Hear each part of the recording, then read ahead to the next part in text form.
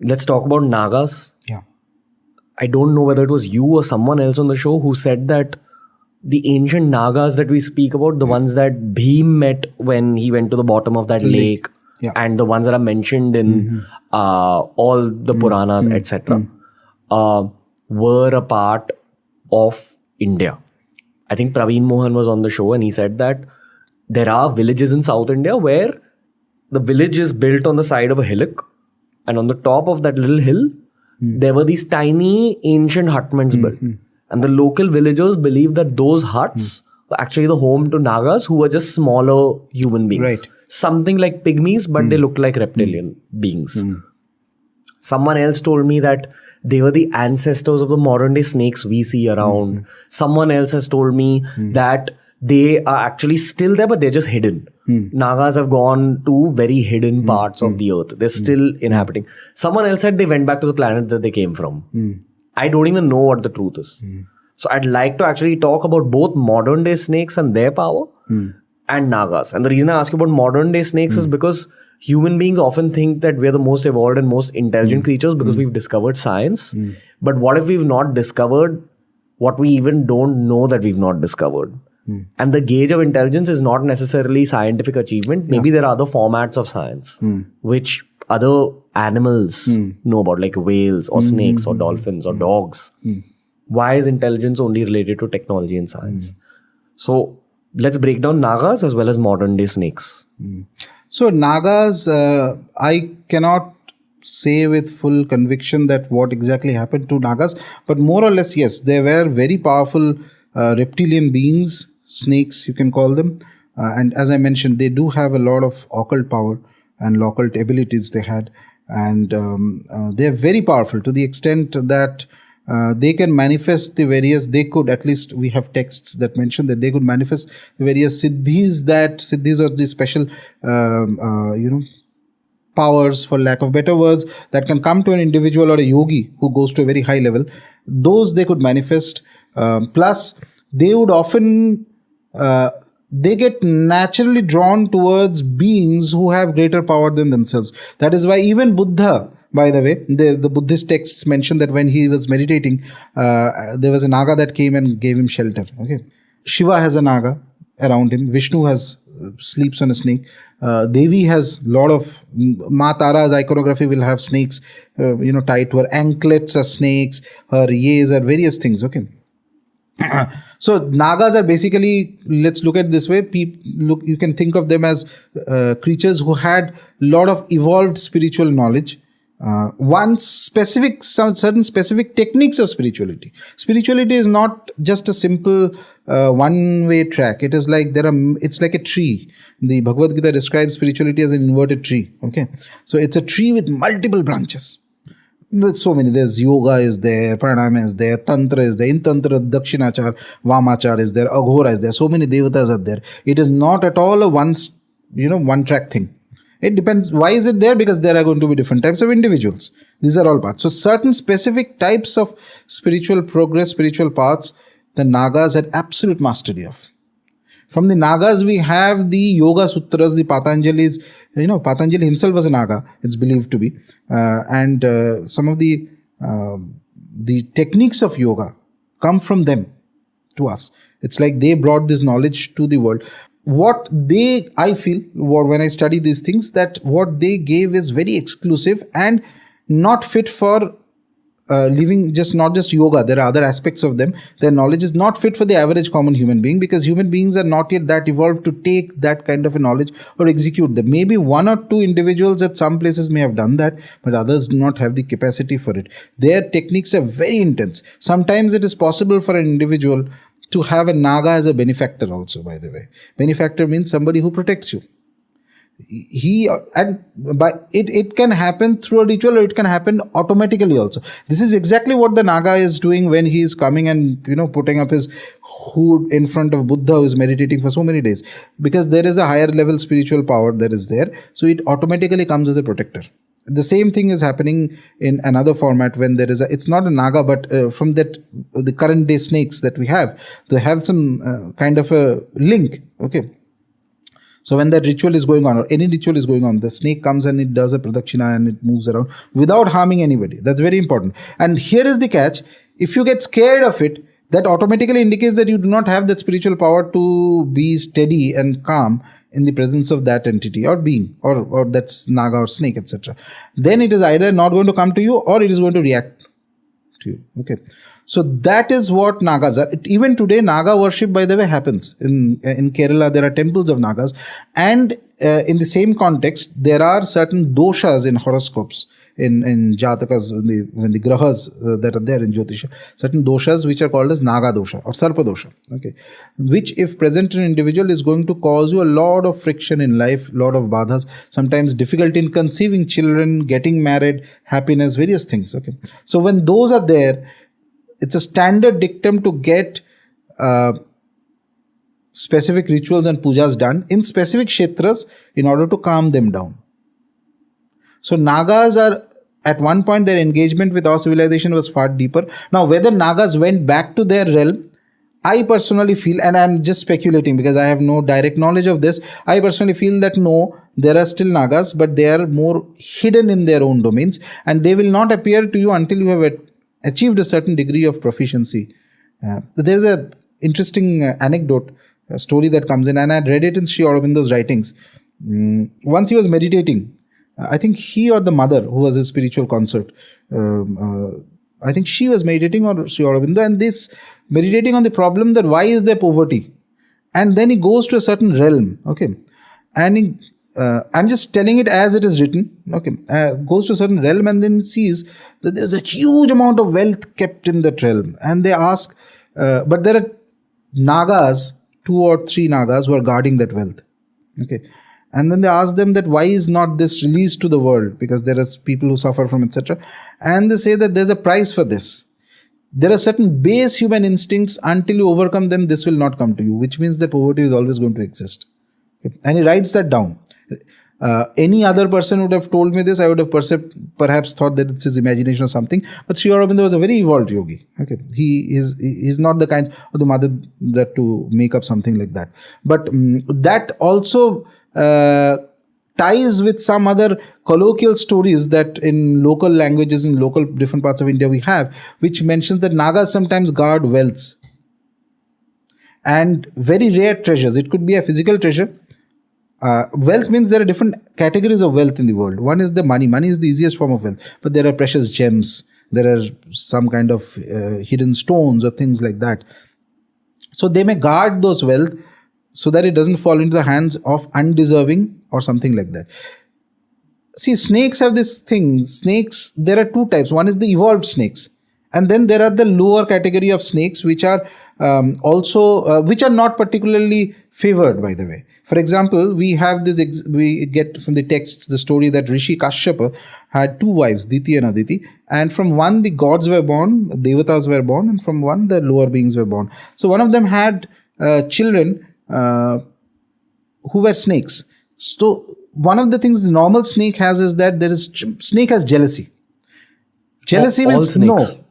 Let's take it as a symbolism. I'm not saying that in a specific that a snake has jealousy. No, the snake symbolizes at the lower realm that clinging to something. Why is that person getting it? Mere ko kyun nahi mil raha hai? That sense is symbolized by snake. I'm not saying that actually snake has that feeling of love or jealousy, but snake's presence, ordinary snake's presence, can indicate at the negative sense jealousy. And this is exactly the doshas that reflect into the horoscope when there are Naga, Sarpa doshas, etc. and many other things. It causes problems of, as I was saying, whether somebody is not able to get married or not happy or things like that. And there's no amount of upasana of normal deities who are going to cure you of that. Because you have done some karmas in past with respect to snakes or something. And often it happens that if you kill snakes, it can manifest more strongly. If not in this lifetime, then in other lifetimes. Okay. I have a small story I want to share, which I have not said on the show, and I actually feel very bad talking about this. But I'm still going to talk about it. My building, like the building I grew up in, my family's building, and my neighbor's building had a net in the middle, like a metallic net, like a jali. And when I was 16 one day, I just heard a lot of shouting happening in the compound. So I went out and saw from my balcony, tried to figure out what's happening. I could see something is stuck in that jali, and you know where the story is going. It was a grey colored snake. Okay. And my watchman was also freaking out. And he was a calm guy usually. You know, he was a gardener. He was very in sync with nature. But I saw him freaking out for the first time. I saw people collecting around these two buildings. And this one gentleman came in, caught the snake with a stick. And I was excited. So I went down to see what's happening. But I'm just a 16-year-old observing this. Right. First of all, I felt damn weird that in 16 years, I'd never even seen a snake in my life. This is the first snake I saw. I'm curious to see what he's doing with the stick. He kind of wrapped it around the stick, trapped it, poured kerosene and burnt the snake in front of everyone. It's terrible. And I remember how that snake was wincing when it was being burnt. And I knew that some dark energy was surrounding everyone who was viewing that snake be burnt, including myself. But I was 16, wasn't even confident enough to have a conversation with a stranger. I didn't know what to do. Do you think me being a part of that snake being burnt had an effect? That will be a minor effect in the sense because you empathize with which is normal with that creature, and but the individual who does it will definitely specifically harming snakes is more or less problematic. If not right, then definitely you'll have to have some strong repercussions. See, this is the interesting thing. We say generally that harming anything is bad, but it depends on what exactly it is. Which means every entity, every being, every living, non-living or animate thing has its own Shakti. The Shakti that a snake has is very different from more or less every other animal. Harming snakes, specifically snakes that have poison, is an invitation for troubles. And if there are certain combinations in the horoscope, they trigger those combinations immediately. After that, life is going to go for a toss. All things that you go will have repercussions in their way. So snakes are sort of, it's not that, see, snakes are very individualistic creatures, by the way. The other thing is that it's not to be something they're not in the sense that they're not friends. A snake is not a dog, by the way. A dog is very friendly, can be very friendly. I'm saying even cats perhaps. Okay, I don't have any with cats, but I'm just saying. And dog being Bhairava Baba's Vahan is even more interesting. But snakes are not your friends. They're like super introverts. It's not like I have a pet snake and it doesn't care about you. Let it be happy in its own way. Okay. That is what is important. Harming snakes has repercussions. I believe that it's not a good thing to do, but I don't think that you have personally should be worried about that because you were not directly involved in causing anything. And there were other people also and you were just 16. So don't suffer from the guilt of it. Whatever negative feeling you had at that moment, and I can completely understand when you're describing it, take it as it is past. It's not your fault. But what was the symbolism of Maya throwing up that incident to me? Was it for this conversation? I don't know. So these, if you have to analyze these, you have to analyze what happened in your life after that. In the next 6 months, 1 year, how did it go, etc. So it's like perhaps a little too late to have this self-analysis at the moment. But more or less, specifically when you evolve more spiritually, you see that everything that you see or you experience or you meet, there are certain indications that will come in your life around whether it was a positive thing or negative thing or etc. Things like that. But I believe that you should not hold a guilt feeling because of it, because obviously you were not responsible for it. You were just 16. But yeah, it's not a good idea to harm snakes. Specifically if the snake is poisonous, even more reason. Don't be too with it. Like a lot of people, it's their mentality. I suppose they feel that it's very nice to have a snake and display and take photos and all that. Snake doesn't enjoy it. You may be enjoying it, snake is not enjoying it. Okay, so let it be as it is in its natural setting. Don't disturb it. Don't go ahead and unnecessarily poke it. And if you find a snake coming into your territory and all that, so call the animal control or whatever and put it into wherever it has to be put, instead of killing it and all that, because killing snakes will trigger certain repercussions, if not now, then at the right time. That's guaranteed. Yeah. It's a very heavy format of karma. Why do you think of all animals the snake is considered representative of the Kundalini Shakti? You tell me. That is because it's like if you look at the if you look at the original diagrams of Kundalini, so it's like they're described as a Coiled. snake, coiled snake, 3.5 coils at the Muladhara, and then it starts rising up. And when it fully manifests, it's like a snake with its hood open. Okay, so snakes are this very interesting creatures, of which the Nagas and all who are there of the same. It's like humans, for example. There are humans who are very spiritual, very advanced, and then there are humans who are extremely diabolical and very malefic types. Both are possible in the same species, right? So snakes are like that. There could be very highly evolved snakes, and then there could be very lower snakes. And we see this example in, as I was saying, Rishi Kashyap's wife. So one of his wives, she gave birth to a lot of snakes, and the snakes were extremely jealous types. Okay, but one of them is also the Shesh Naga. Okay, and he is very spiritual in nature. That is why he has the ability to hold the world, and he has a connection with Vishnu. Okay, and the other snakes become an enemy of Garuda. Garuda is also connected to Vishnu, and Garuda was born from the other wife of Kashyapa. So average snake is a symbol of an extreme competitiveness, jealousy, bitterness, the dark feelings that a human also has. It's a symbol of that. But a snake that has, and that is very rare, and this is where the Nagas come in. If ever anybody gets to encounter one, not normally, you will not. Those are very different. They may even bless an individual. There is a concept of something, and there's today, based on this concept, a lot of fraud also happens. Something known as a Nag money. It's believed. Nag what? Nag money. Money. Is a jewel. Money. Money means jewel.